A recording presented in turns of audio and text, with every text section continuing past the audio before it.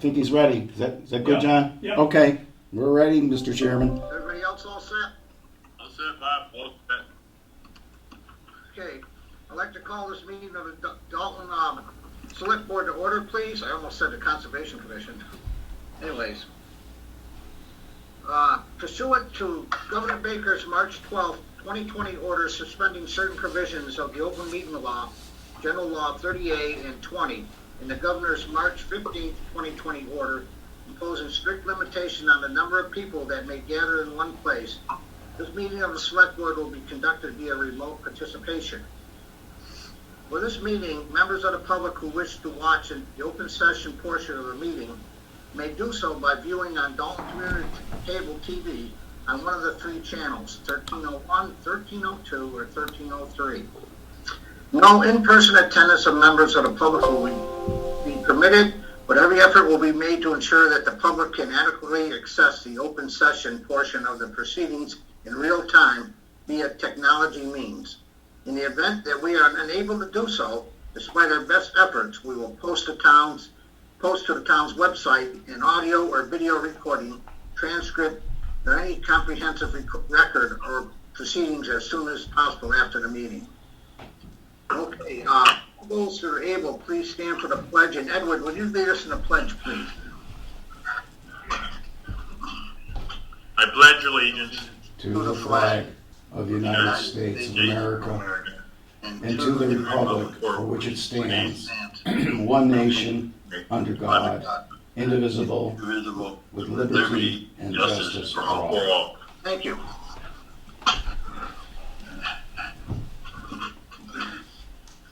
Brittany, can you do roll call, please? Is Brittany here? Somebody's muted there. That may be Brittany. Brittany, is that you?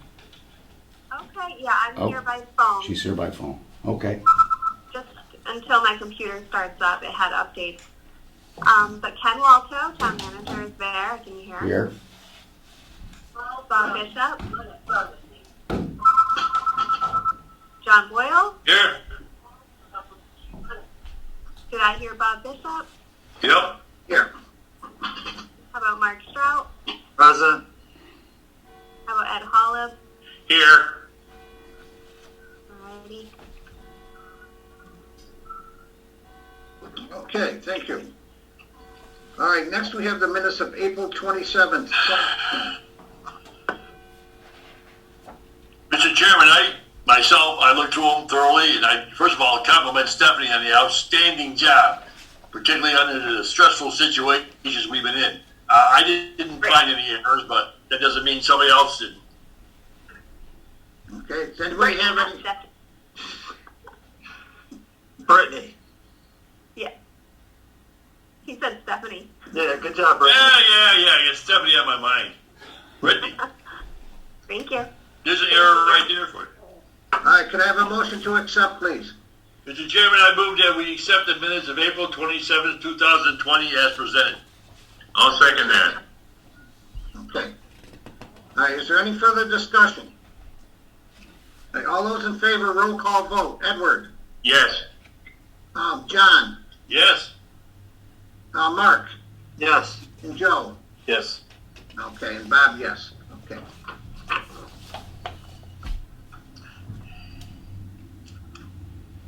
Okay, next, we have Sergeant Furlong here for National Police Week. Sergeant, do you want to talk about this, or I can read the declaration, or whatever, however you want to handle it?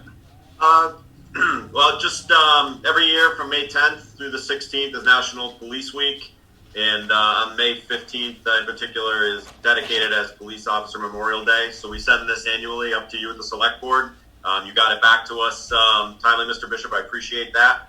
And so as a result, the town hall flag was lowered to half staff by our officers on May 15th in the morning at sunrise, and then at sunset was brought back up to full mast. And again, it's in memory of remembrance of law enforcement officers who have died while protecting the lives and freedoms of others. It's greatly appreciated. Does anyone else have any comments or concerns on this? It's a well-deserved week.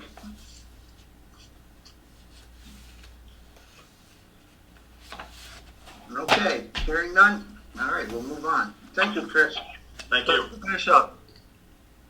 Mr. Bishop, Yes. can we go to item number 9, the junk car extension? Get Sergeant Furlong out of here, if that Oh, works. sure, absolutely.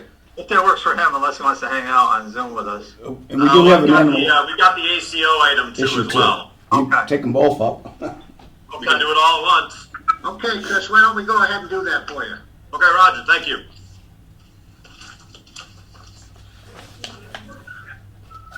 You want to begin with junk cars? Yeah, please. Okay, so I'd have to bring up the list. We've over the past few weeks, we've issued our first offense violations. We sent the spreadsheet to the town manager today. They updated. We should be in another week beginning our second look at those first offense violations to then determine what's been done with them. Several people have gotten in touch with us. They've registered the vehicles, or they've had the vehicles removed to a junkyard, etc., things of that nature. So next week we should take a second look at what we did initially back in April, and we should be moving on from there. I have to pull up the spreadsheet to give you an exact count. Oh, that's good. Okay. What about, somebody wanted an extension, did they not? Yeah, there was one person. It's listed on the Excel spreadsheet. I don't know if you've gotten the extension paperwork. There should be a letter in everyone's packet Yeah, a from Lara Miller, dated Good. May 14th. Yeah. I know her well. It's Frank Marcella's daughter, and she lives on Pleasant Street. Yeah, I think she had bought the car for her son and then has been unable to register it because the registry's been closed. And he was in the middle of driver ed, getting his license so he could own a car, which he plans to do, and obviously that's kind of on hold. So, Yeah. I would support a extension. What time period would you suggest, Chief? I don't believe the registry is going to open anytime this month. So I think with the typical extensions, 180 days, is it not, by the bylaw? I checked the bylaw, Mr. Chairman, and it's automatically 30 days from the date of the citation, which was April 21st, and then you can grant 90 days, and then upon reapplication, another 90 days. Okay, so we can do 120 days? Well, Chairman, I move that Yeah. from the date of the citation, this case be extended for a total of 120 days. Okay. second that. Thank Okay, you. a motion's been made and seconded. Is there any further discussion? Okay, all those in favor, roll call vote. Edward? Yes. John? Yes. Mark? Yes.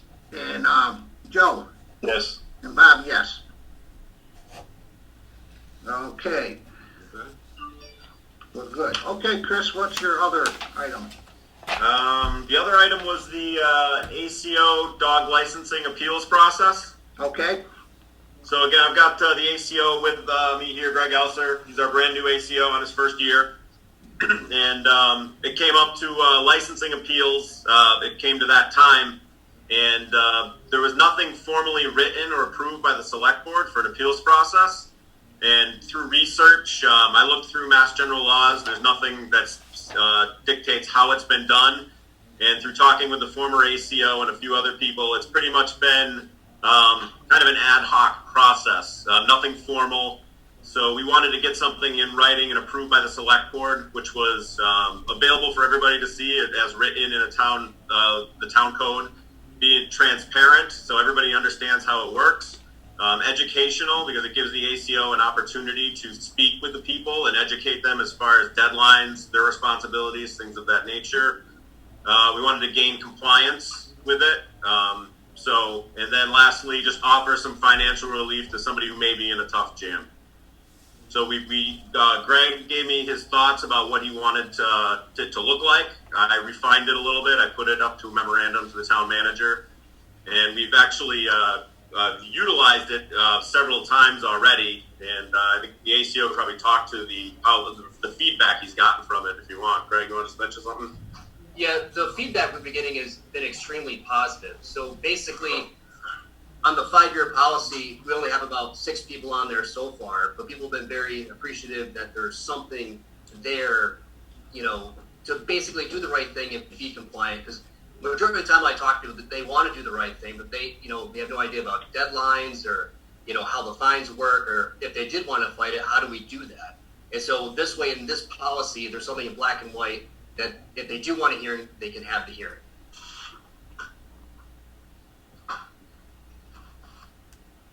And so essentially that's how we got to this point this evening, gentlemen. Okay. Are there any questions from the board? Mr. Chairman, please, if I may say something? Absolutely. Okay, two things. First, Greg, great job with that pit bull on East Tyne Street Saturday night. Second,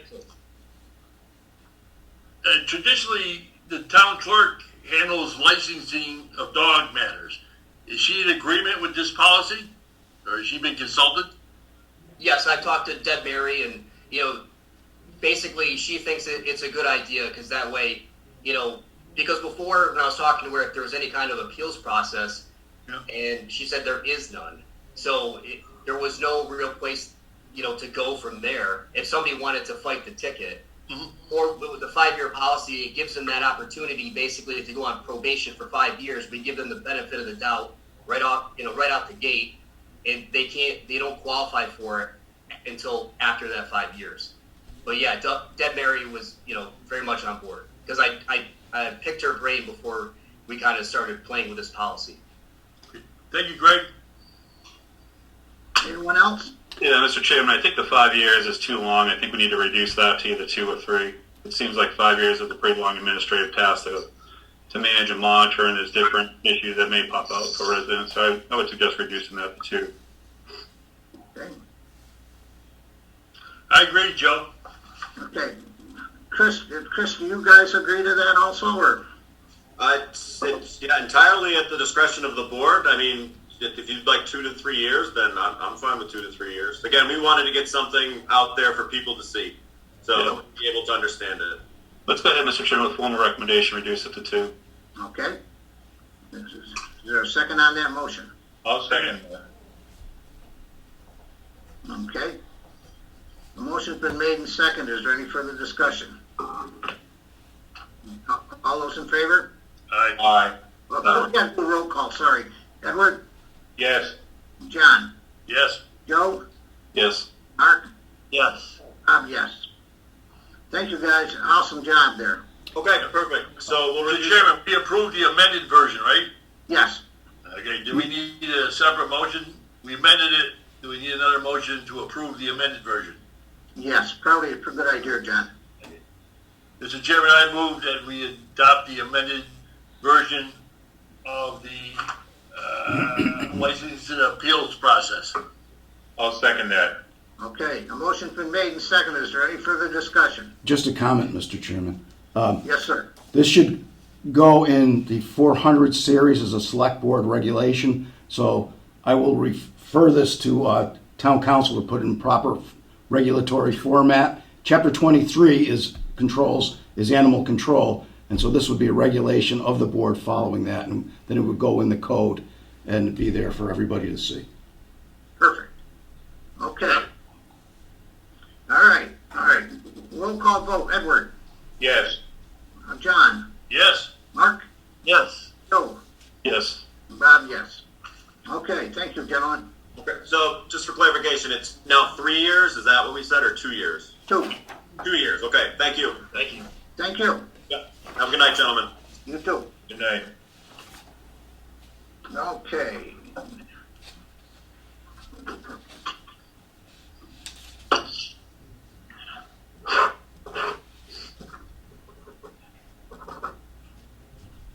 If it's okay with everybody, I'd like to go to the COVID-19 update. Is that okay? Sure. Okay, Ken, I will throw this to you. Well, we've got a lot of information, and I'm grateful that both our health agent, Jane Smith, and our emergency management director, Dan Filio, could make it tonight, because there's an awful lot of information that the governor released today. You have one thing in your packet, which was issued by the governor last week. It's the 4-phase approach to reopening Massachusetts, and I'll just run through them quickly. The current state is stay at home. Phase 1 is the start, goes to phase 2 cautious, phase 3 vigilant, and phase 4 a new normal. So we're going into the phase 1, some of which is going to start this week. For example, with people being able to attend worship services, and then next week with various other industries being able to start to operate, like hairdressers, hair salons, and so forth. I sent you this late today. Both Jane and Dan Filio sent this to me. Guidance to municipalities on enforcing the COVID-19 orders.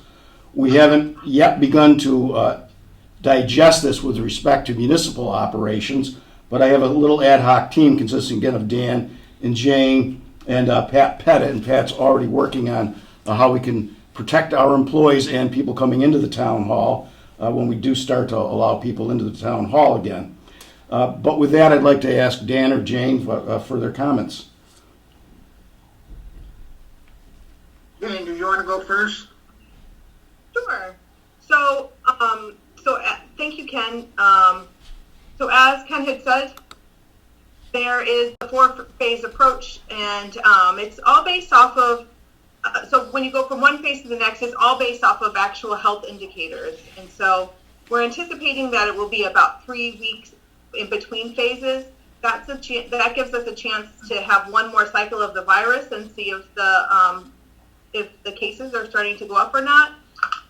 From a practical standpoint, the state has given the enforcement authority of this and also the education responsibilities really to the local board of health.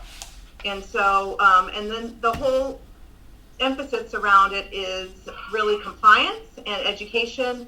And so they've given us a module that kind of gives a lot of warnings and really gives the businesses every chance to comply. The state has provided each industry with specific goals and controls that they need to be able to provide to their employees, and it's all very familiar things. It's like social distancing, wearing face coverings, washing your hands. So it's the same lines that we've been talking about all along. We're anticipating tomorrow the state was going to release more guidance around camps. So as you know, the CRA is a huge provider of childcare during the summertime, and it looks like they're looking at phase 2, allowing those child care facilities to open up in the form of the camps with day camps. So we're going to get some more guidance, and we've already been working with the CRA towards really making sure that they comply with the recently adopted camp regulations, which are quite onerous. And other camps that I've worked with, it's taken them a couple years to kind of get there. So we're going to try to make sure that they're meeting the standards as much as possible. And then we'll have more guidance tomorrow from the state as far as, the controls and the density that their day camps are going to be over the summer. So I'm happy to answer any questions, and I can get it as deep as we can. I know that the library did a great job at coming up with a reopening plan. That's a contactless opening plan, and that, I believe it was Rob that maybe put that together, or maybe I think Dan also worked on it. No, it was all Rob. What's that? It was all Rob. So, we're just kind of taking the information as we get more information from the state. There was a lot of information thrown at us today. Okay. Dan, do you have anything to add? Just to reiterate, the guideline that the state put out was 29 pages long. And it's in legal verbiage, so that means it reads like it's 798 pages long. Fortunately, what they did is pages 14 through 19 of the book, the 29-page book, which I sent a copy to Ken, really outlines what's going to be done and what can be and what can't be open. And then later in the day, we received this guideline that also breaks it down and makes it a little bit easier to understand. As for the community itself, as for the opening the town hall, I've been doing a lot of research on that. And from what I can gather, and I haven't been told otherwise, but I may be wrong, I believe we fall underneath the guidelines of offices that are being opened. If we follow those guidelines within the community, we should be all set to go forward with that. So we just need to get a game plan on how we're going to do things. And I think we could technically open next week on the 25th. Okay. Where do we stand for local businesses, specifically restaurants, to open up, whether it be 25, 30% of capacity or outdoor seating? They are not opening that up right now. So the restaurants are going to be very disappointed. And I've been working with Dan. Dan and I spoke today. I'm sorry, my audio quit on my computer, so I missed a little bit of that last bit. But, you know, what I'm working with, and Dan and I are working on getting together a list of all of the businesses. We actually are getting quite close, and taking site specific. So like the golf course has very specific guidance that they need to be following. You know, car dealerships have very specific guidance that they need to be following in order to conduct their business. With restaurants, and I haven't had a whole lot of time to go through, but tomorrow an email will be going to the restaurants giving them exactly what the controls are and what they need to continue to do. But as far as I know, there's not really been a change for them as much as we thought that there was going to be. We've only had 6 cases in Dalton, right, since the beginning? I believe it was 8. 8 total since the beginning? Yeah, there are a couple more, right? Maybe 9 even. And what about local parks and for recreation? If I could go back just for a second, Mr. Deaver. Restaurants under phase 1 have to stay where they are. So that would probably be at least 3 more weeks. Excuse me, unless the government comes up with other guidelines. They under phase 2, they're listed as allowing some opening of dining areas, and they have not put out the exact information that we need to know about what to do when they do that. Okay. I do know everything they're talking about is going to be based on the common thing, wearing masks, 6 feet apart, social distancing, washing hands, maintaining safe issues. If you're sick, don't go anywhere near places. And they have a task force that's actually working on each section. They just completed, they have a guideline now where they're going, and now they're going to work on specific details of each group that they're going to go in, open. As for parks, phase 1 allows for parks to be open, but it doesn't allow for playgrounds to be open, and it doesn't allow for ball fields to be open. So I think that's when they talk about parks on their plan, to me it seems more likely that they're looking at places like Wacona Park, not Wacona Park, like a state park or something like that. Yeah. Yeah, I'm asking those questions specifically just for folks that may be watching this tonight and getting that clarity. So I think as much clarity we have, the better for sure. And then the last question I have is that the enforcement by the local boards of health, do we need to take any type of, do you need more assistance in not so much the enforcement, but the education? If a resident calls, make a complaint to a local PD, they have no authority to do anything about it except refer to the local board of health, correct? That's correct. Other than the face covering, which the governor did include law enforcement as part of the enforcement, all of this type of thing with the reopening is going to be the Department of Labor Standards and the Board of Health. Because I read it differently. I read that the governor gave the Board of Health, not police departments. That's correct. So with the face covering order that came through, that's where the police department was involved. What came out today is locally it would be the Board of Health is the enforcement authority. So sorry, I was not clear on that. No, I wasn't clear. I was saying that the mask that the governor first put out, that I was understanding that initial was Board of Health as well, not with the police departments. Yes, Board of Health as well. My question question is police department, so I want to make sure we have clear authority in who can do what, where our residents need to call if a concern. So it is difficult right now. We with Ed, the transition of COVID, and then and Ed leaving and me coming in. And with the town hall being closed, I'm doing the best I can to be available to the public by checking my email and responding immediately, and then also checking my voicemails. I don't know what this is going to look like. I think that, Ken and I had talked about perhaps meeting and talking about what is needed to make this roll out as good as possible. I think that it's really important for the businesses to get good information. I think it's really important for the public to know what to expect, so that they feel comfortable in meeting what the requirements are. Because if we don't all work together to meet those requirements, we're not going to get to that next step. And right. So that's where the education really has to happen. As far as just being one person, it's difficult to even get around to each individual restaurant, much less. I think last count, I had 247 businesses in the town of Dalton.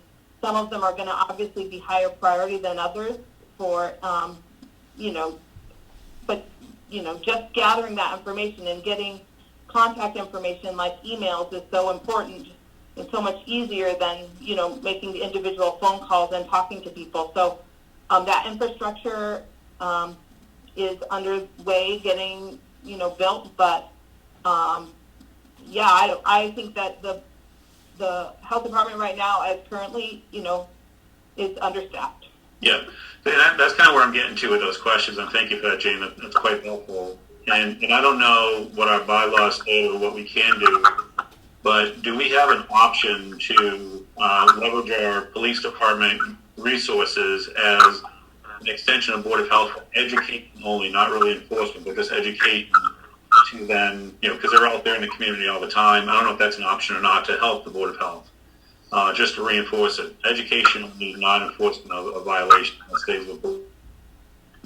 I don't know if that's helpful or not, Mr. Chairman, or Ken, if we have that ability to do that. There are two, on that information I sent you just before the meeting started, there are two important bullet points, and I'll just read them. It says the DLS and local boards of health may request the assistance of the state and local law enforcement authorities when needed. It is expected that police presence will be limited and will be required only when a compliance issue presents an immediate threat to the health and safety or risk of violent confrontation. Then, secondly, local boards of health can request enforcement assistance and interpretive guidance by calling the DLS hotline, and it lists a number there. And generally, our bylaws typically provide for the chief of police or any police officer to be an alternate enforcement agent when necessary. Yeah, I'm looking more for education. Yeah, really. And Coach? Yeah. If I may. Go ahead. So if I may, there are two resources that we are kind of looking at. One is the Medical Reserve Corps. I've spoke to them, and they have retired nurses and doctors that can help us with some of those as far as gathering the information. And so I don't believe that there's anything that would preclude them from doing that or exclude them from doing that. And then the other thing is there are public health graduates that are available to us, and they might be able to help. I don't know if that was the level of assistance that you were thinking about, but there are some outside agencies. It's just really hard because it's hard for businesses to know how they tie back into the town, and so I welcome any ideas or any resources because this is really important to get right. Yeah, whatever's most helpful for you and the Board of Health is really my intent on asking these questions. So whatever you think, you're the expert. Whatever you I think may is jump in. helpful. Yeah. On the part of education, presently we are posting regulations as they come out. We're posting them on the town website. They have them we have them under COVID-19. We have them under the Board of Health. We have them under emergency management. In addition to that, we are using social media to what we can. Emergency management's posting a lot of things. I send it to a number of sites in the community. Mark's got a site that gets sent to. They get them posted. So we're getting good flow of information out there. It doesn't get to everybody because everybody's not on social media. But we also are using community television to post some of the information for us, and they've been very cooperative with that. So we do have a groundswell of things that we can do. Small town, limited people is the biggest problem what's going on, and that's the thing that Jane's talking about. If we can get a group like the healthcare group, if we can get them to come in, they can be contacting our businesses, getting contact information that we need, emails, phone numbers, things like that. And then when we have something, we can do a blast email to all the businesses sending things out. So she's been working very diligently on that, so that's going to help us a great deal.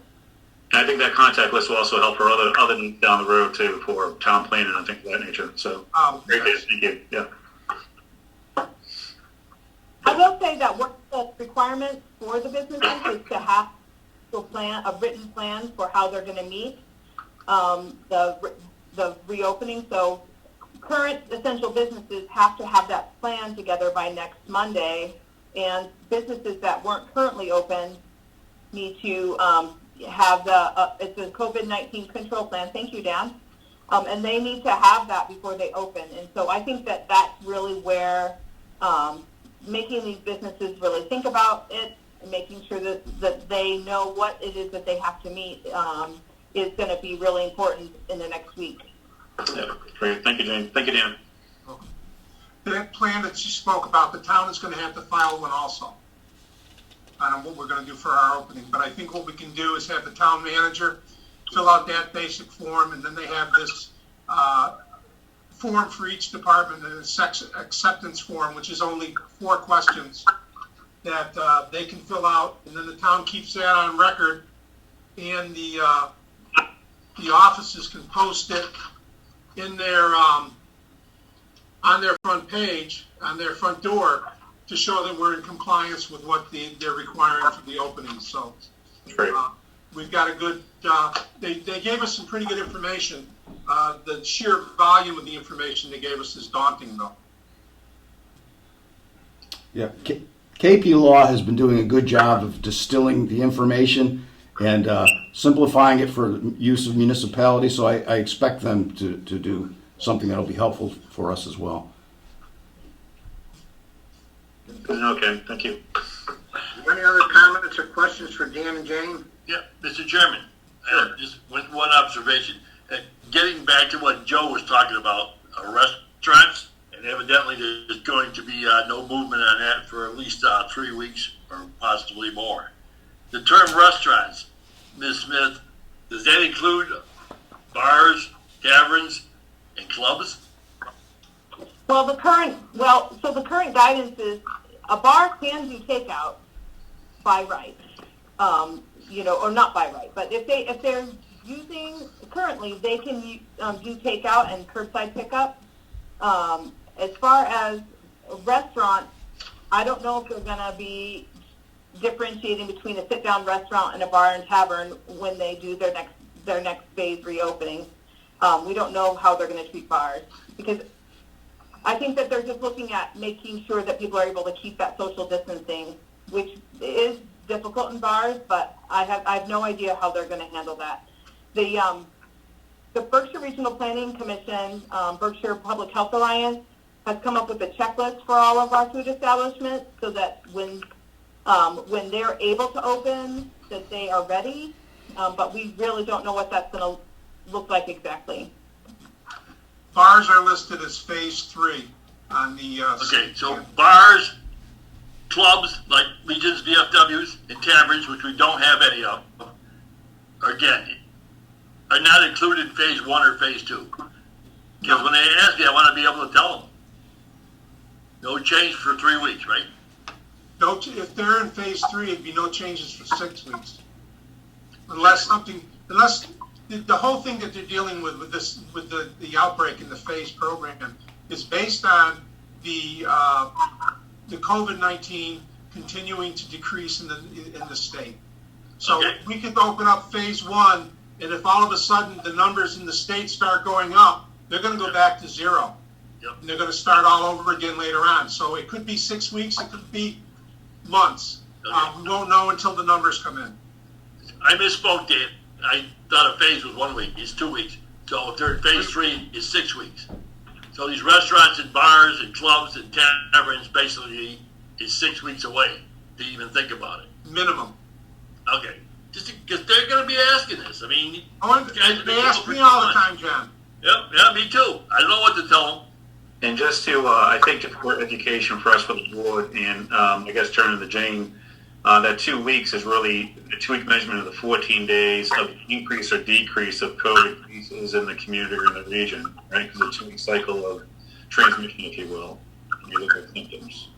That makes sense. So, It's 3 And they'll be weeks. looking, it's a 3 week, so there's a 2 week kind of cycle, and then they'll be looking to see what the trends are, and then that will inform their decision for the next phase, which is at least 3 weeks when the last phase started. yeah, so it's 2 weeks plus 1 week of measurement of that 2 week period. Yep, okay. Jane, just one follow-up question. Will these restaurants, bars, and clubs be receiving some sort of a clarification that, so they don't have to figure it out for themselves, that they are not included until possibly phase 3, which is 6 weeks away? I mean, Yes. is that not an email or something like that?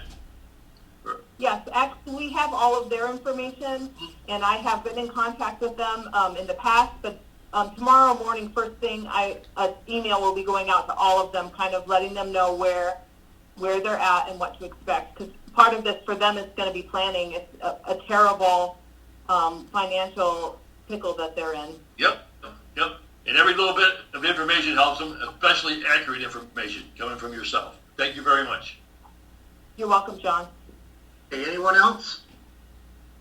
Dan and Jane, thank you so much for all you've been doing for us. I really appreciate you taking the time to help us out here. And please, if there's any updates, let us know what we can do. If there's anything the board can do to help you out, please let us know. And thanks a lot. You're very welcome. Thank you. Thanks, Dan. Thank you. Jane?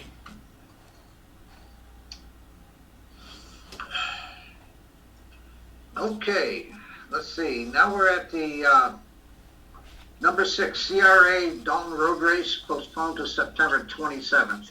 Ken, can you comment on that, as I have nothing on that with me? There was a letter in your packet dated April 24th from the Community Recreation Association, and it just reiterates what the 2 races are, the 10K race and the 5K race. But they say due to the COVID-19 situation, the race originally scheduled for May 3rd will be held on September 27th. So I think, as we typically do, we would just send the CRA a letter confirming your approval of holding the road race on that date. Yeah, I agree. I don't think we need a vote. We just No, it's just an announcement. an announcement. That's fine. Yeah, I got a quick question. Not related to this, but related to postponements. Even though I haven't heard a word about it, I haven't seen any signs or any cancellations, but I assume the annual Dalton Carnival, which is usually the first week in June, isn't going to happen. Is that That's correct? correct. Correct. It's supposed to be either maybe September, or they're not even going to do it at all.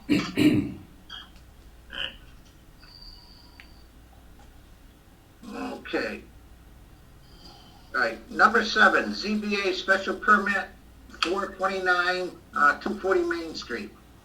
Ken, can you tell us about that? Yeah, I asked Becky if she would be here tonight, so in case you have any questions on the detail, but you may all be aware of, there's a little white house at the intersection, right between the intersection of West Housatonic Street and Main Street as you're coming up the hill. It's been used as an accountant's office for a number of years, and this is a renewal of an existing special permit.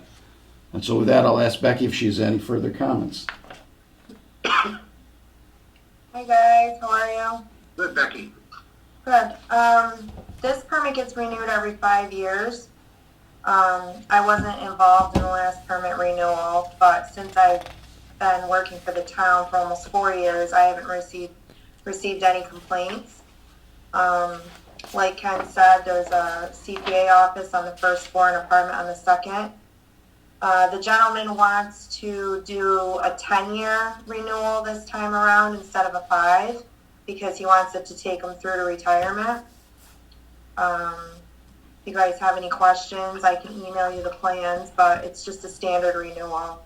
I believe this might be his 3rd renewal since he started. And I haven't seen any complaints in the file at all. I was involved in the 5 years ago when we approved it. There wasn't any complaints there, but I really don't see the reason to go to 10 years. I think it changes if he gets a lot more business or short-term people. That's the whole thing, is that he's not having a lot of traffic coming. So I would not be in favor of going to 10 years right now in case something does change with his practices of how he conducts business. Okay. Well, we would just need that in writing, I guess, and maybe I don't know if that requires a vote or. But isn't this a decision of the zoning board of appeals? Yeah. He can A ask, right? recommendation that you don't recommend the 10-year renewal. If the other members of the board agree with me, I mean, they may not. What's the purpose of the appeal? What's the purpose of us discussing it today? It's to send a You just get recommendation. notified of all the special Yeah. permits that come through my office, so I haven't really had many in the last few months, but this is just a standard renewal. But every time a special permit comes through, I usually give Ken and Judy a copy to present to the select board. So I don't know if you've seen one since you've been on. I certainly, it's a good idea that people will be able to work at home and not make it difficult. Yeah. I just think 10 years is just too long between approvals. And looking at this, I don't think it's actually in the text of the application asking for 10 years. Okay. That's Maybe I'm missing it. No, it's not in the text. He Well, then requested he's not it. asking for it then. He said he's Asking for going a to renewal of 5 years. Okay, let's just have Ken write a letter to the select board, to the Board of Appeals saying that we just recommend a 5-year automatic renewal. Other than that, we have no concerns. Yeah, Mr. Chairman, I think Becky was trying to add something in there. Oh, I'm sorry, Becky. No, it's not in the body of the application because he wanted to amend it, so he actually sent correspondence with Tony, the chairman. Normally, we would do an amendment and have it stamped in, but I think he was just going to bring it up in the hearing. And it doesn't, like I said, it doesn't need to happen. If we could just go 5 years, I mean, ZBA at the end of the day has the final say. But you're more than welcome to make recommendation if Ken wants to draft it, and I'll definitely present it on June 2nd to the meeting. That's going to be held virtually. So, we're only acting before the board right now on the application that's in front of us, and that's for a 5-year renewal. Okay. I agree with Ed, Ken, or anybody else that we recommend approval. Yeah, approval on the 5-year that's in front of us, John, I agree. Okay. Mr. Chair, I move that the select board, return a positive recommendation to this zoning board of appeals on this application. Is there a second? I'll second it. Okay. Motion's been made and seconded. Is there any further discussion? Yeah, just to make it clear that we're not agreeing to a 10-year extension, we're only agreeing to the 5. Yeah, We're only approving what's in the written text of the application in front of us. The other stuff is just, he discussed it outside the scope of the application. Okay. We're only acting on the application. All right. Good point, John. All right. Okay. Roll call vote. Edward. Yes. John. Yes. Joe. Yes. Mark. Yes. Bob, yes. Thank you. Okay. Thank you, Becky. Thanks, Becky. Don't sign off yet, Becky. I won't. see Jane signed off, and I wanted to stick around. I forgot to mention it. Okay. Ken, you're up next on your town manager updates. Okay, Mr. Chairman, we have a number of things, and why don't we, if you don't mind, we'll start with the piece that I asked Becky to stay on for, so then she could leave if she chooses to. But this is the follow-up to the community compact study that we did, and one of the recommendations is to improve the cabling of our IT system in Town Hall, and that could be quite an expensive prospect, and there's a opportunity for us, since we've gone through the process, to apply for a grant to pay for it, and maybe Becky wants to speak in a little bit more detail about that. So I guess first I should ask if you guys read my memo on 4/27. Did any of you guys read that? Yeah, it was in the packet. Oh, okay, sorry. Yes. No, you didn't know that. Cool. Yeah. So, I'd like to apply for the $200,000 grant that comes around October-ish. They haven't rolled out the details of it yet this year, but I've been in contact with the grant administrator at the state, and he sees no reason why they won't continue to fund the program. With that being said, I'm not sure if that could change with the budget of the state, whatever have you, but at the end of the day, I would really like to apply for this because it can help us improve our wiring in Town Hall, and it can help with cybersecurity, and just really overall improve our IT infrastructure in the Town Hall, because I'm not sure if you guys read the other two reports through the Community Compact program, but we need some help. If we ever got, in the event we ever got wiped out, like months in, I don't know if you guys ever read about the freak tornado that went through there, but they lost everything, and they didn't have any backups. They had no cloud. They had nothing. They lost a lot. And we do have some stuff backed up, but we don't really have one central location. And at the end, I'm sort of suggesting that our staff also go through some sort of security training as well, with resetting our passwords, not storing stuff on USB drives. I mean, it's really the old way of doing things, and we'd really like to have an off-site backup for all of our files. I use the Senior Tax Work-Off program to have all my files put on, digitally, but I don't have it backed up in the cloud. So while I've been working from home, I'm at an advantage because I actually have all of my files here at home right now, because I utilize the Tax Work-Off program to help me put everything on my drive. But again, I don't have it backed up at a secondary location. I know, like, the building inspector, the accountant, the assessor, they use software programs, and their data is backed up in certain ways. But people like me, and I'm sure Jane, I know she's not on the call anymore, but, we don't have our stuff backed up properly. And I'm sure the clerk has a lot of paper. So, do you guys have any questions? Yeah, the questions and concerns, for sure. Mr. Chairman, we've had this conversation and the risk, and I'd like to motion that. I guess first question, Becky, with the state budget, we don't know if that grant program is going to be around in October.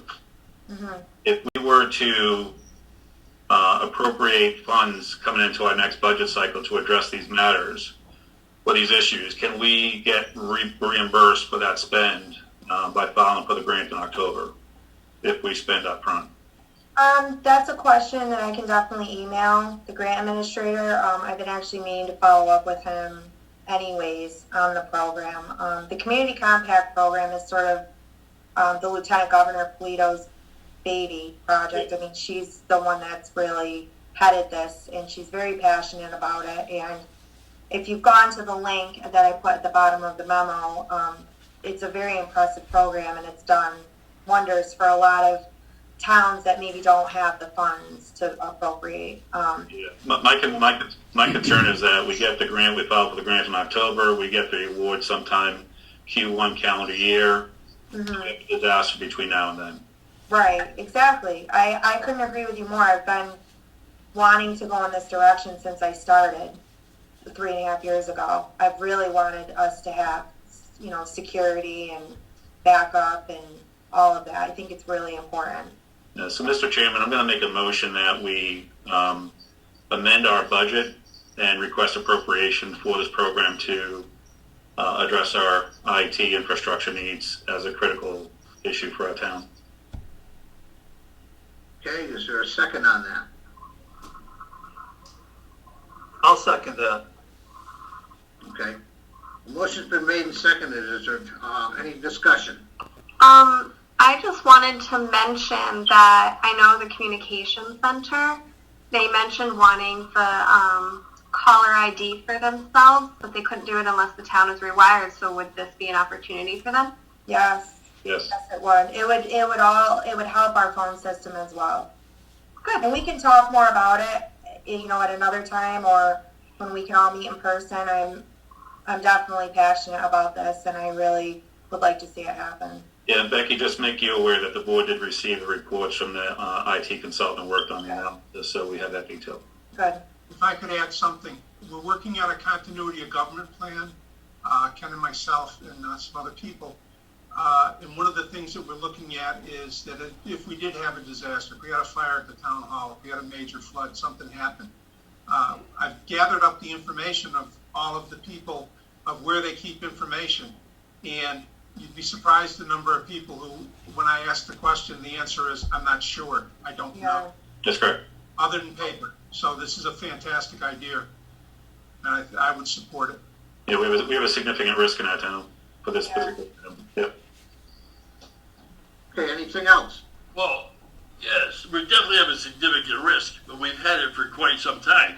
I don't know if it's appropriate for, at this point in time, the board is selected to arbitrarily raise the capital expenditure budget by $200,000. I think if the town manager submits a budget to the town meeting on June 22nd, and it doesn't include money for the security system update, then that time's the appropriate time to update it. Well, John, I think it is the select board's purview to mitigate risk for our town. It has not been addressed by our town manager or by our leadership until this conversation today.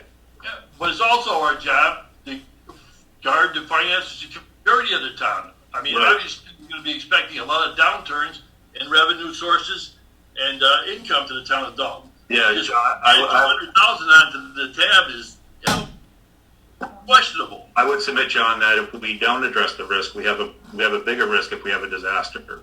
Would you like to pay now? Or would you want to pay later? It's a risk. We're waiting to the town meeting in June, and I would support an amendment. If it seems appropriate and we're in good financial state, yes, I would. I totally would support it. And I'm not saying we are making a decision for the capital budget. It has to go to town meeting for vote, for sure. I think that we agree on. Yes, it can be turned down. Bob, wait a minute.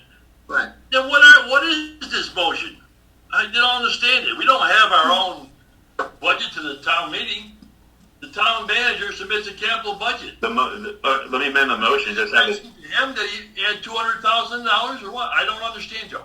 John, the motion is really to update for the town meeting to get the capital required for this significant issue to be covered.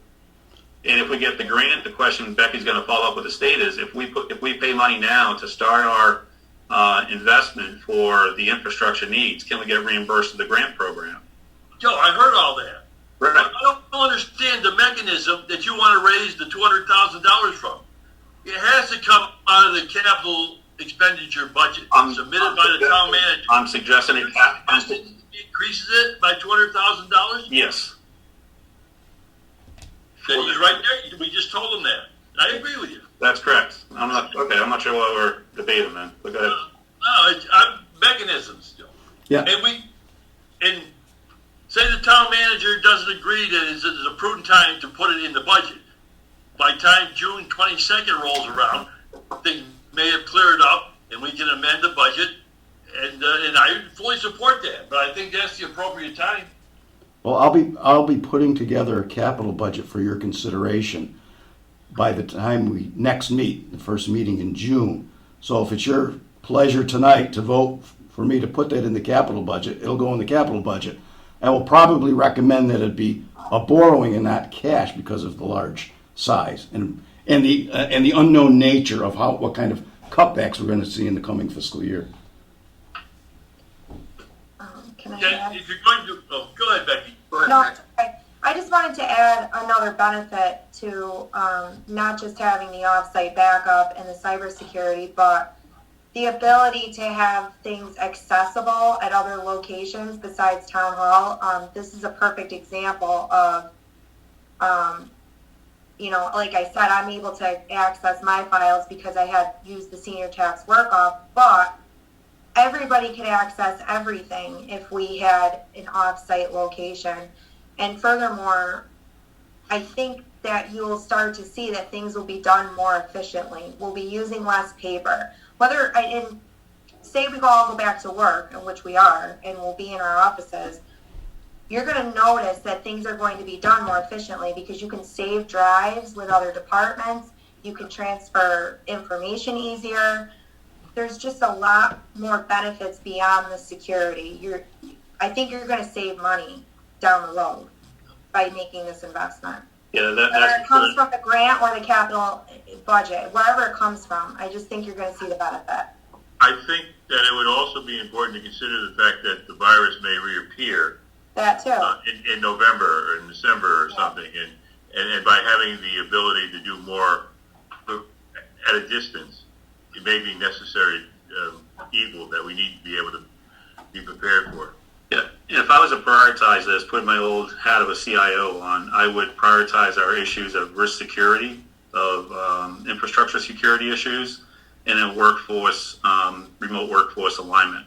So we have some pretty significant needs to address, and also that significant need leads to opportunity. Becky, as you're talking about reduced paper, et cetera. Dan, as you're talking about now I know where my information is backed up.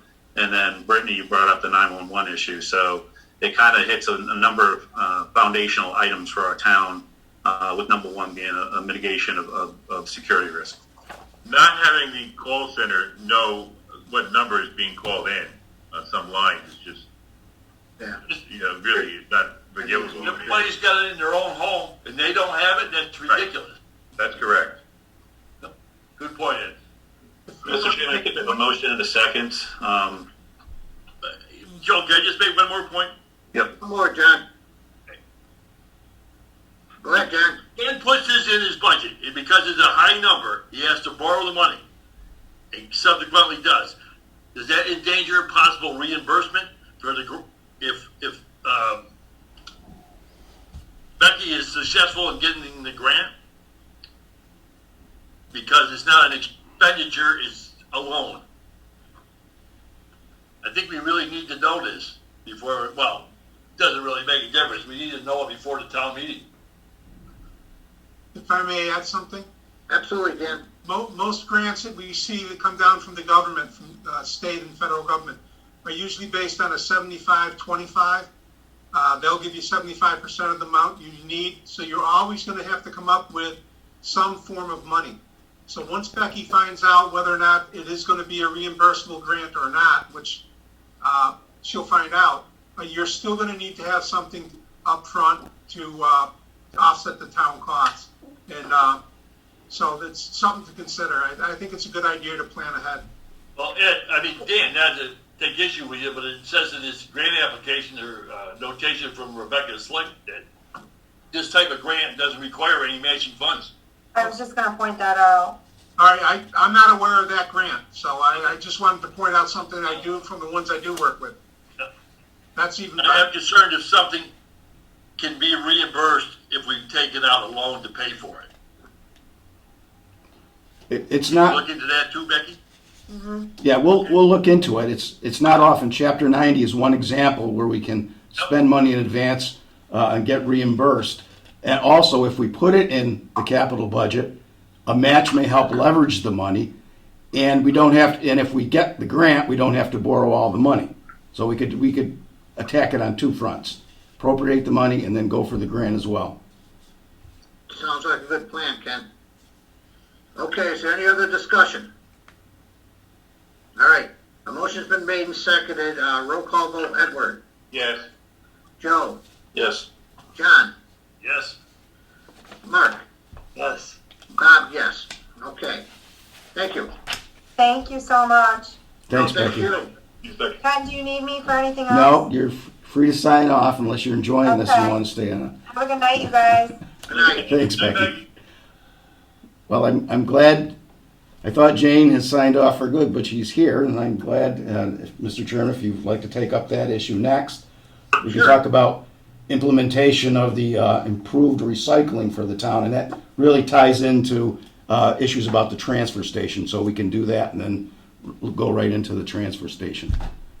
Okay. So, Jane, would you like, there was a memorandum that I included in your packet dated May 13th that Jane kindly wrote for me, explaining in detail what's going on with that right now.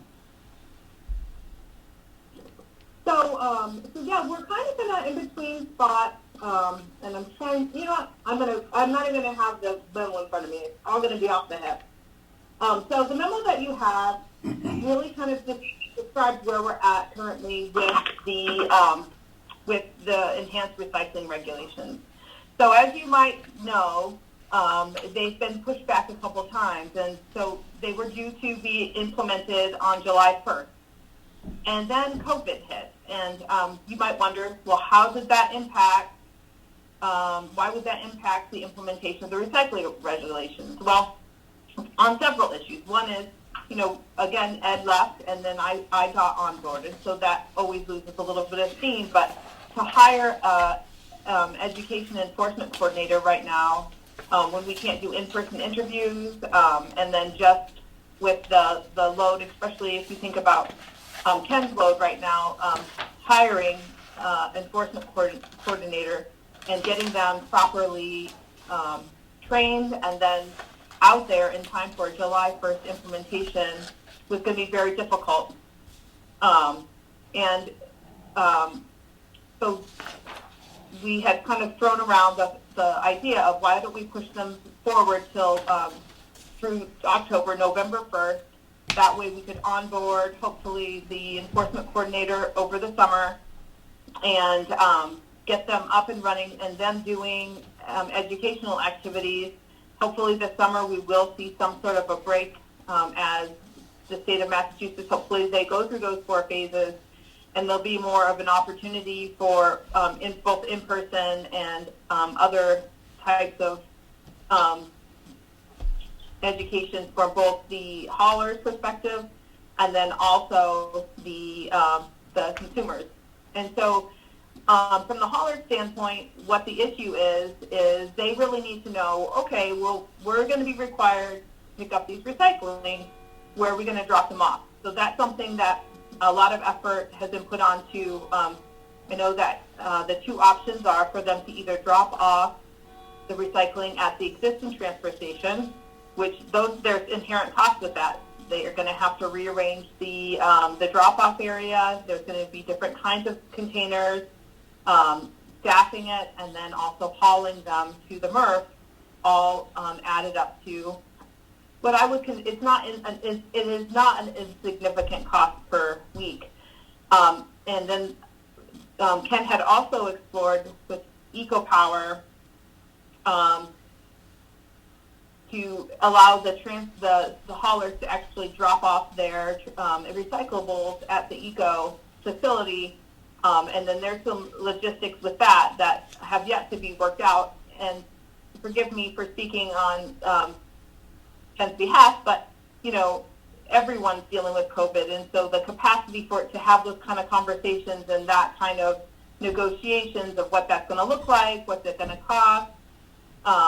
You know, COVID really stalled that. So where we're at also is it's important for the haulers to know what those costs are going to be ahead of time, so that they can make sure that their fee structure covers those costs. And right now they do not have the information that they need to know what it's going to cost them for implementation. So, so we, at the last Board of Health meeting, the Board of Health voted to postpone it, and there's funding coming from the state to help cover the cost of the enforcement coordinator. And so we have a current grant, and DEP wasn't sure if they were going to let us postpone one more time or not. So, so what we're doing is we're not withdrawing and we're asking for DEP to approve one more postponement. And if that's the case, if they allow us to do it under this grant, then we anticipate implementing the regulations for, I believe, November 1st. And if they say no, you can't postpone it again. You've already postponed it twice. Then we are applying for the next year's grant for that same position, in which case the money would not be available till later. And so the board's going to have to decide, do they want to start a program like this in the middle of winter, or do we want to wait till spring when there's not things like snow piles and whatnot to deal with. So they have not determined when they're going to be implementing it, except that it's being held on hold for COVID-19, and what will inform that is what information we get back from where they're going to be dropping off the recyclables, and then the second thing is that DEP funding, whether they're not going to let us, get it from this year's grant, or if they're going to make us reapply. Is that summed up pretty well, Ken? Very good, yes. I think it's important for the select board to know that any kind of discussions with the city of Pittsfield just went dead in the water as soon as the emergency started. And I've had not transitioned Jane into working on it. I mean, she just hasn't had the time. She's been spending 99, maybe 120% of her time on COVID-19. As you can see, she's done an extraordinarily good job. So she's done a good job of explaining right where we are on that. If anybody has any questions for Jane, she can answer them, and then I can talk to you a little bit about the transfer station, which ties into what she's just spoken about. I'd just like to tell Jane, thank you for postponing that, because we've been getting a lot of questions on that ourselves, and I honestly believe that's the right thing to do. I mean, it's just way too early, and it gives Ken time to negotiate with Covanta down there. Now, the Board of Health, I don't know if Jane mentioned that specifically, but they want to give the haulers 60 days notice before any changes are made. So, Fantastic. with that, with that, Jane, wouldn't the Board of Health probably be better out just going and postpone until June or July next year rather than worrying about October, November? Because we're going to run into the winter months. There was delayed winter month because of safety reasons, et cetera. So I think we can be clear to our haulers and to our residents and do all the planning, just delay it to June or July next year. It would make more sense to do it on July next year, the new fiscal year, if you want to start it that way. My sense is that if we since we're going to be applying for next year's DEP money, if they grant us that, I see that might be a really realistic scenario. That where we're a little bit stuck is we want to make sure that the money will be there. So we don't really know what the state fiscal situation is going to be for next fiscal year. And so one of the things that we're looking at is is it implemented now, or you're not going to be able to, we're not going to have money implemented now, or we won't have money later on. So I think that, Joe, that was a good point, and that might be a very likely scenario. I would anticipate if there's like, we are only going to get the money if you do it, in the fall, then that would inform that decision. But I'm not sure, people might not be able to absorb the additional cost of even $10 a week. And I think that enforcement, the educational and enforcement role in that grant, was that $25,000 grant? Or what was the value of that grant? It's $20,000. And $20,000. Yeah, and our matching obligation was $5,000. Yeah, so we, from a grant perspective, you never want to turn around dollars, but I think just for clarity and scheduling and planning, just make a decision and defer. But let the Board of Health make that final.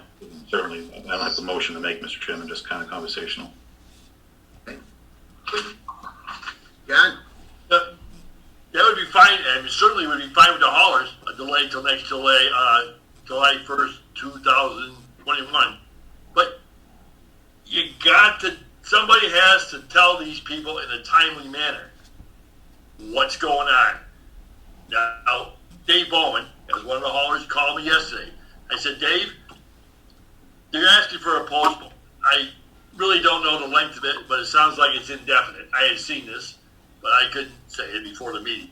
And so those guys are really little. They have to have plenty of lead time to organize themselves.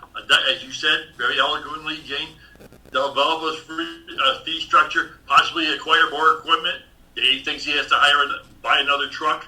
So July 1st would be great, but if it's going to be November 1st, as soon as possible, let these guys know. Yeah, and I will tell you, I mean, a lot of what I've spent a lot of time getting together Excel spreadsheets. So we have all but one of the haulers' information. So once the board made that decision, to your point, I think we sent it out to everyone on email, and then the ones that we didn't have email to, I called personally and left messages. I think that what you said is key. They need the information for business planning. If I could point out too that on the site, regardless of what happens, Casella takes its recyclables down to Echo Power. They already do. They already have. And they will continue to do so. So it only makes sense for the remaining 5 haulers who also take their trash down to Echo Power to have them take their recyclables down there, as opposed to the town of Dalton spending a considerable sum of money to reorganize the transfer station and be open additional days for this. Not only that, John, they would have to go to down there to get their trucks weighed anyway, so they'd be making Yeah. Hey, you're right. You have to come back to Dalton and get weighed. Yep. So I think we're all on the same page. So that's our, Joe, that's our suggestion to the Board of Health, that they delay the thing until next July 1st. Yep. I agree. I will bring that back to the board. Okay. Thank you. Thank you for all your work. Thank you, Jane. Hey, when's their next meeting? I believe it's June 1st. So you think you'll bring this up then? It's a standing item on the agenda. Okay. So yeah. So can you let the board know and the town manager know as soon as possible? If anything happens at the June 1st meeting? I will. I will let you. If I just let Ken know, he can get the information to you guys. Absolutely. Thank you. May I ask a question of the board? A follow-up on the Board of Health, something that we had sent to you guys. Is that appropriate, Sharon? Absolutely. Yep. I know that you guys had asked for information about the mosquito spraying, and so we had gotten that quote from the Berkshire Mosquito Control District, and then we had passed it on with a recommendation for a positive consideration by the Select Board. I did get a call from a citizen who was concerned about legislation. I'm not that familiar with it, but I think the legislation would take the ability of the town to opt out of mosquito spraying in the case of a public health emergency. I think that's what the legislation is.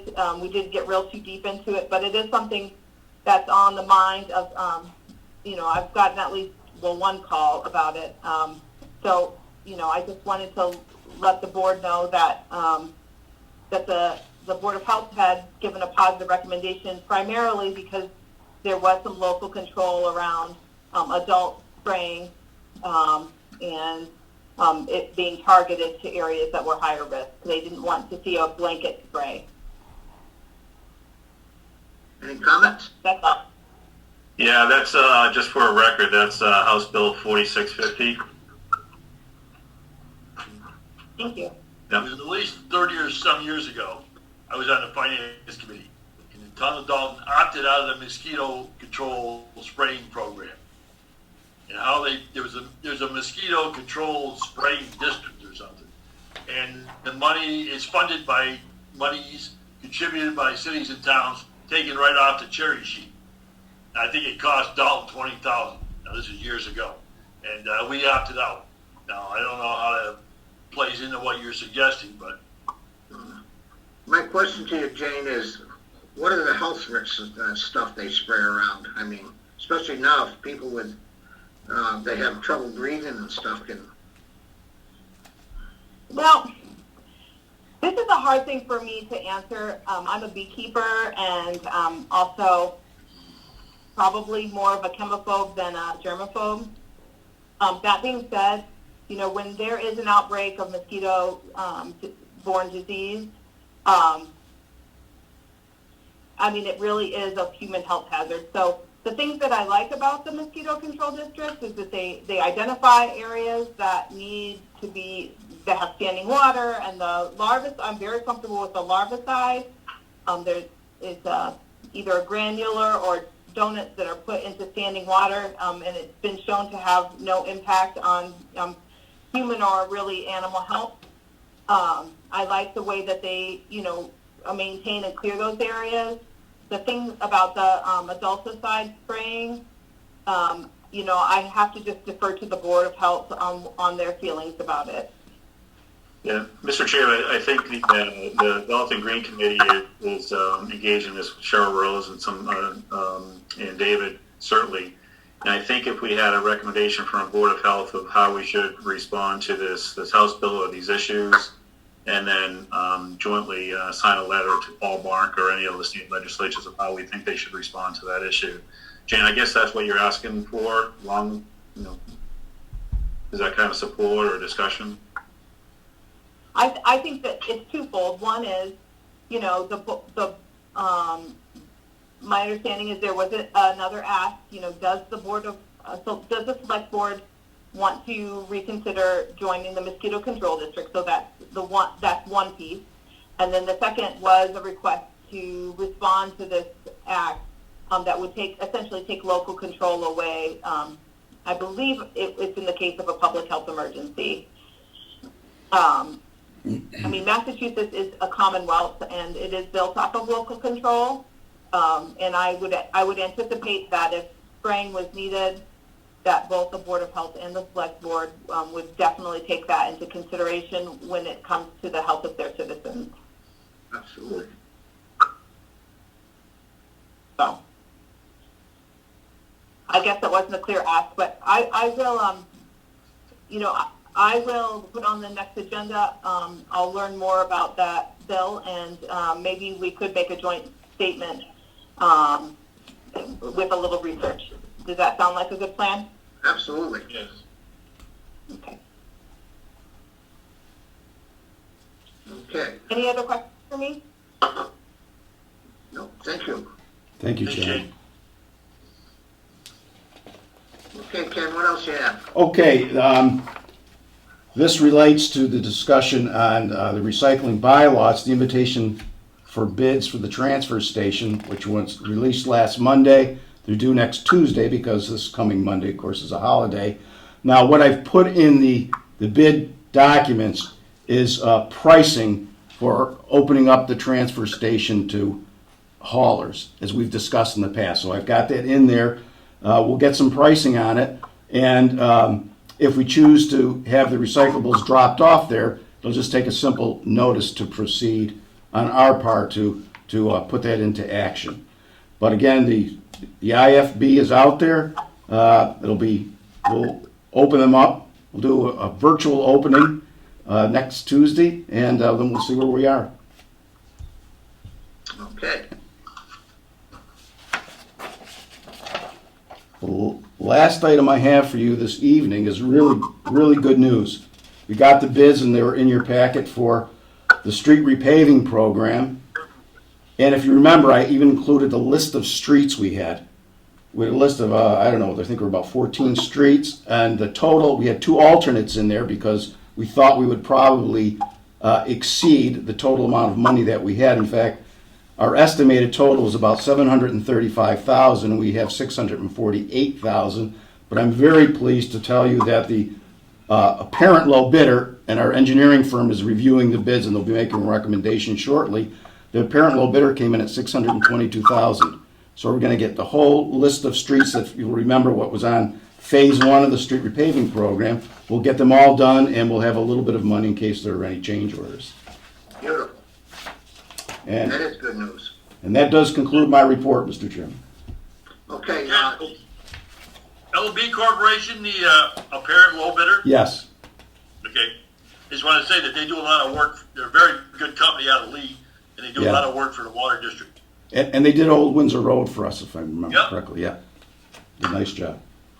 Ken, is it possible to get that list posted that we're gonna repave up on the website so people will know? Yeah, once it's solid, we'll put it up. That's a good idea, Bob. We'll make sure we put it up there. Okay, thank you. Okay. All right, items for future agendas. Yeah, Mr. Chairman, I have one that I would like to put as an item as a future agenda, and not to debate this evening, but to learn more when we do talk about it, is accreditation of the Dalton Police Department. Okay.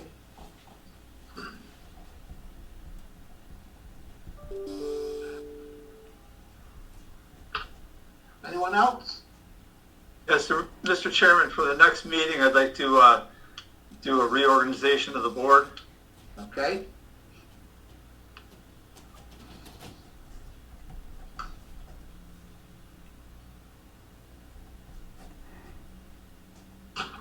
That would be next Monday, correct?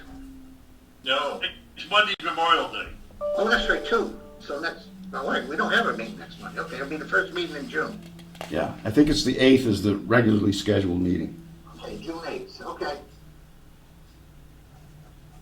All right, anything else? Okay, remarks of the select board. Just to clarify, there's no meetings, no executive sessions between now and our next regular meeting? At this point, absolutely. Okay, thank you, that's good news. Trust me. Okay, Ken, I have a question about the brush pile over there, or the brush area. Yes. Are we gonna get that open another day? Because I'm still getting calls on that, and everybody's home and they're like doing yard work and stuff, and Yeah, I've asked John Ruffley to work on that, and so he's supposed to propose another day of opening, and this goes along. One of the things that we could do is if we reroute everybody through the transfer station to the brush pile, the attendant there can be checking the stickers.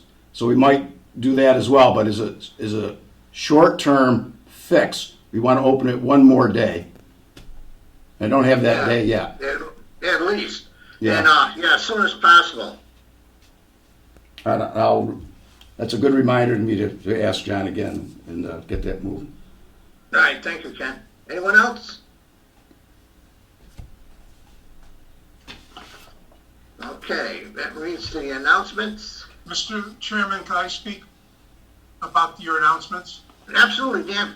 You have an announcement about the open space survey? Yes, I do. We closed that survey over this past Wednesday. Okay. So we can move forward with the writing of the plan.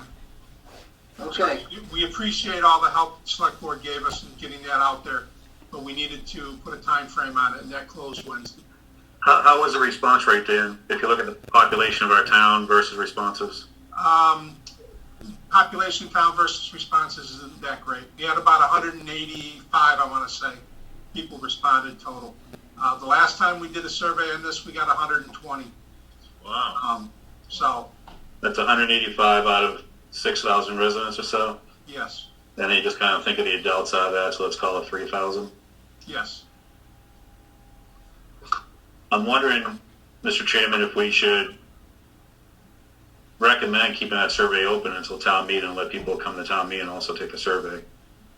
I'm going to defer that to Dan, Joe, since it's his baby. Do you have enough information to go with what you need to do, or?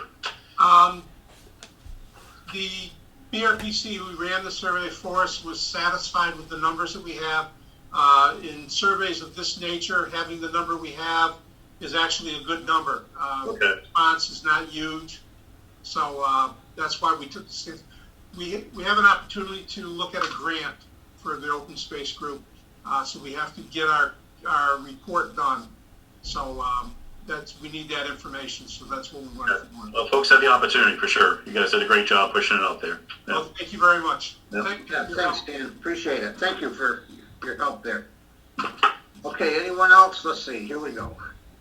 Let's see. The annual town meeting will be held on June 22nd at Nesicus Regional Middle School at 7 p.m.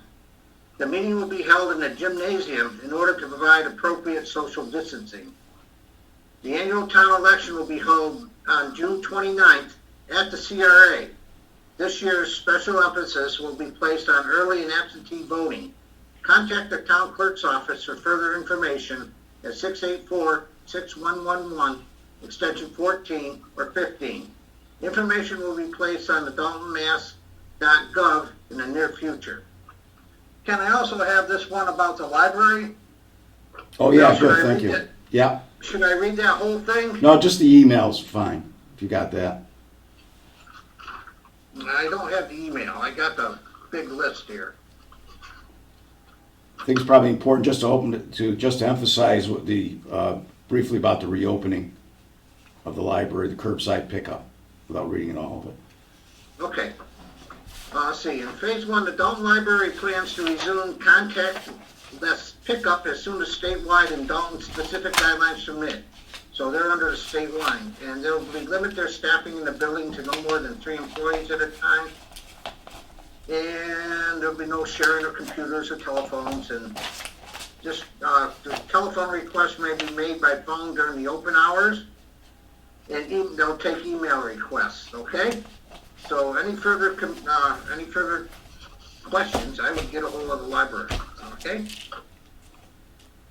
With that, I'll entertain a motion to adjourn. So moved. Second. All right. Motion's been made and seconded. Any further discussion? Roll call vote. Edward. Yes. John. Yes. Joe. Yes. Mark. Yes. Bob. Yes. Thank you, everybody, and good night. Good night.